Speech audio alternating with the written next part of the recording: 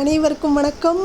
இன்றைக்கி நம்ம சுவையான சூப்பரான சத்தான சக்கரவள்ளி கிழங்கு எப்படி வேக வைக்கலான்னு பார்க்கலாம்.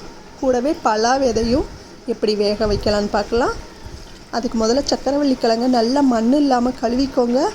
கழுவிட்டு குக்கரில் போட்டு கொஞ்சம் தண்ணி ஊற்றிக்கோங்க. கட் பண்ணி போட்டுக்கோங்க. குக்கரில் தேவையான அளவு கொஞ்சமாக உப்பு சேர்த்தாலே போதும். உப்பையும் நல்லா தண்ணியில் கலந்து விட்டுக்கோங்க. இது கூடவே இப்போது நம்ம பலாப்பழம் சாப்பிட்டுட்டு உரித்து வச்சுருப்போம் இல்லையா, அந்த விதையும் இது கூடவே சேர்த்து குக்கரில் போட்டுக்கலாம்.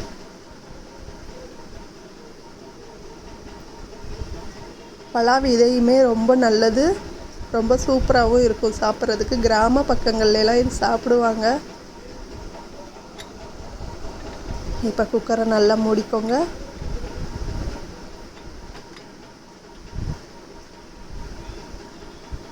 இப்போ ஒரு 2 விசில் வச்சா போதுங்க.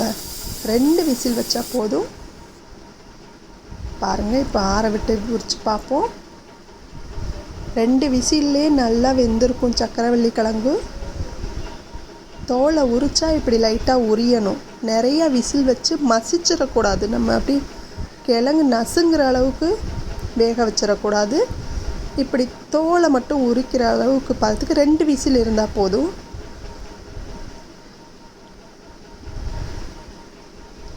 பலா விதையுமே சின்னதாக இருக்கிறனால சீக்கிரமாக வெந்திருக்கும்.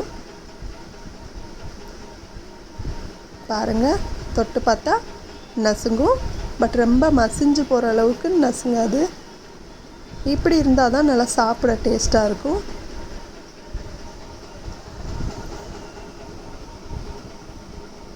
ரொம்ப வெந்துருச்சுன்னா பிசு பிசுன்னு இருக்கும்.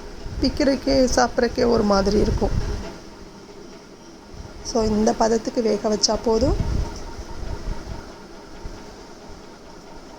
பலா விதையும் பாருங்கள், இதுவுமே நல்லா வெந்திருக்கும்.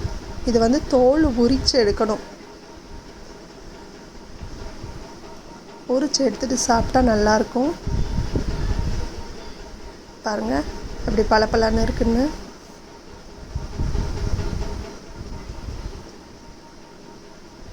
தோல் அதுவே கலண்டு விழுகிற அளவுக்கு வேக வைக்கக்கூடாது. நம்ம உரித்து எடுத்தால் வரும், அந்த அளவுக்கு வேக வச்சா போதும். இது பாருங்கள், இப்படி தான் நம்ம உரித்தா உரியணும், அவ்வளோதான்.